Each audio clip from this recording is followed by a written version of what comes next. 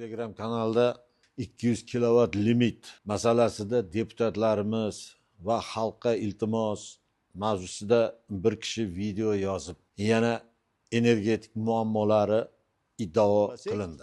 200 kilovatgacha 600 so'mdan to'layman, 120 ming bo'ladi, plus 50 kilovat ortganiga u 800 so'mdan yana 40 ming so'm, 160 ming. 160 ming ancha elektr energiyani ishlatdim. Undan arzoni bu faqat tekinku. Shu kam ta'minlangan oilalar bor deyapti. 11 kishilik oilalar bor deydi. Gaz bilan ta'minlanmagan xonadonlar bor deyapti. Kam ta'minlangan oilalarga 150 kilovatgacha limitdan oshgani kompensatsiya beriladi. Endi 11 kishi bor bo'lsa, har bittasi o'ziga ovqat pishirmasa kerak-ku. Bitta ovqat pishiradi-ku. Ya'ni gaz bilan ta'minlanmagan xonadonlarga tarif 600 bo'lmasa 2 baravar kam to'layapti-yu. Elektr energiyani ishlab chiqishda minglab odamlar ishlaydi. Buni ishlab chiqarishga ancha xarajatlari bor. Buni kim qoplaydi? Yana davlat subsidiya deymiz. Davlat puli kimning puli? O'zimiz xalqning soliqlari, bizning pulimiz.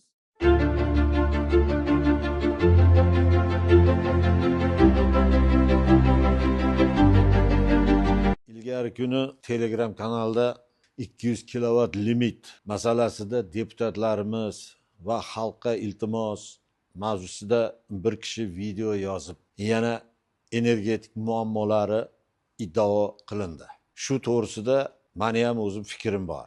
Avvalambor O'zbekiston Respublikasi har qaysi fuqaro deputatlarga murojaat bilan chiqishi haqdir, albatta. Ammo chiqayotganda asoslangan holda shu murojaat qilish kerak. Agar asoslar bo'lmasa, unda u tuhmatga aylanishi mumkin. Misol uchun, shu limit to'g'risida yana 200 kilovat limit kamligi va tarif yuqoriligi masalasi ko'tarilyapti o'sha kishi. Mana men ham elektr energiyani iste'molchiman. Mana bugungi kunga 24-sentyabr kunigacha 180 kilovat elektr energiyani iste'mol qildim. Yana o'ylaymanki, mana shu qolgan 4-5 kun ichida menimcha 200 kilovatdan bir 40-50 kilovat oshadi. Bunda televizor ishladi, kompyuter ishladi, lampochkalar yonib turibdi. Uni suv isitish, gaz qozoni bor, lekin uning ichida suvni haydaydigan nasos bor, sutkalab ishlaydi. Quvvati kam-u, lekin sutkalab ishlaydi. Xullas qalam, mana shunaqa xarajatlar bo'ldi. Va pulini hisoblasak, 200 kilovatgacha 600 so'mdan to'layman, 120 ming bo'ladi, plus 50 kilovat ortganiga u 800 so'mdan yana 40 ming so'm, 160 ming. 160 ming ancha elektr energiyani ishlatdim. Undan arzoni bu faqat tekinku.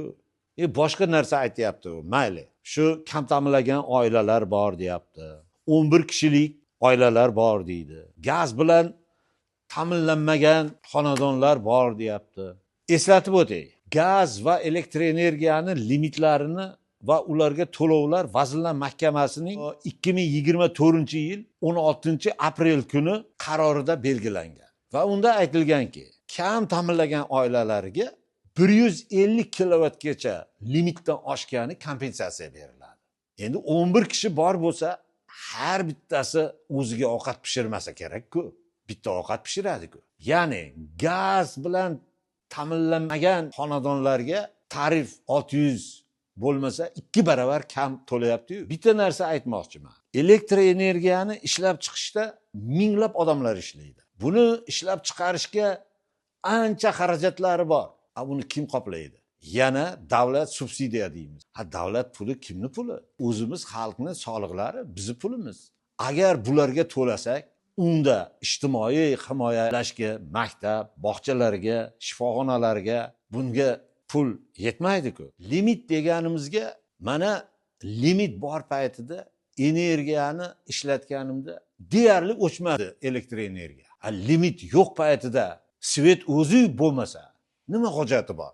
Mana limit ishga tushgandan keyin hammamiz tejab iste'mol qilganimizdan keyin elektr infratuzilmaga og'irligi pasaygandan keyin mana hozir buni foydalanyapmiz. Shuning uchun yana bir qayta aytaman. Elektr energiyamiz asosan gaz yoqilg'idan ishlab chiqaryapmiz issiqlik stansiyalarida. Oxirgi yillarida gaz, neft qazib chiqarish yilma-yil kamayib boryapti.